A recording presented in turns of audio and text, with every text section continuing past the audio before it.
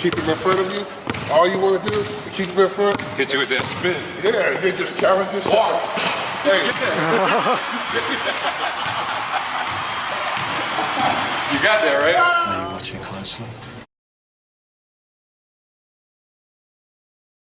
Now, when you were playing, I remember you, like in my mind, I just picture you just jumping over cats. It seemed like from the three-point line. Where was your launching pad when you were playing? Like, as far as you would take off from? I had a coach and he used to tell me, when I first came in the NBA, he told me I was a right back. And I was like, what's a right back?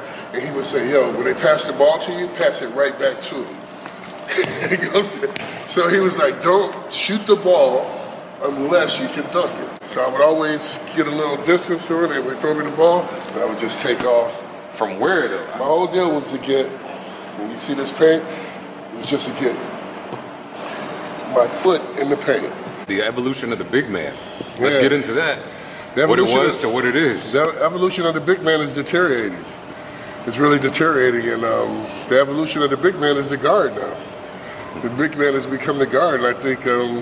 would you have lasted in today's game? Would you have made it? Yeah, absolutely, because I can shoot the ball, but I can also dribble. Move on to the third. Dubs up 12, and you cannot leave the babyface assassin alone. Curry with that gooseneck three soaking wet. Nets took the first two at home. Now the Bucks took the last two. You have Kyrie Irving going down with this injury. It totally looked like Kyrie Irving's ankle basically collapsed on him, and it was like almost parallel with the floor. It's going to be tough for him to come back in this series.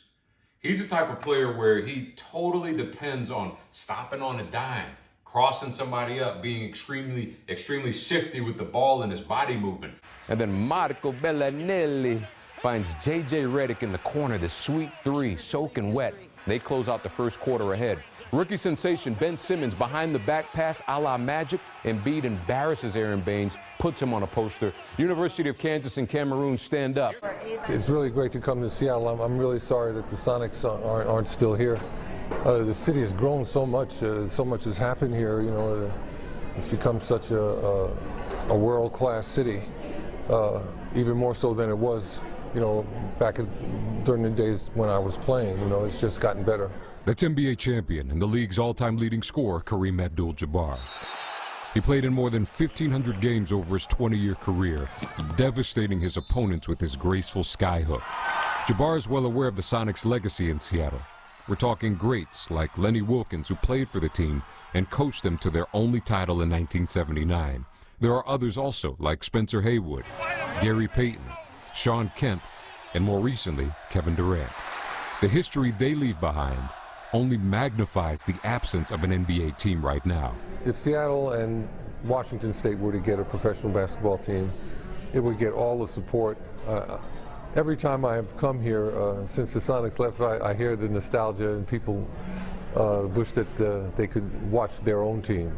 Well, I think the NBA is doing very well today because they have just so many fans around the world. NBA TV is viewed on all the continents where people view television. That's pretty amazing. I never thought that would happen.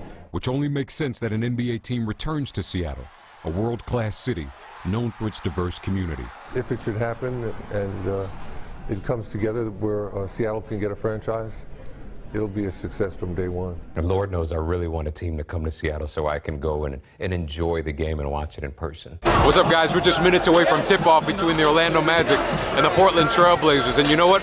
The Orlando Magic are coming off of a pretty impressive win against the Boston Celtics. Let's see if they can keep that momentum going tonight.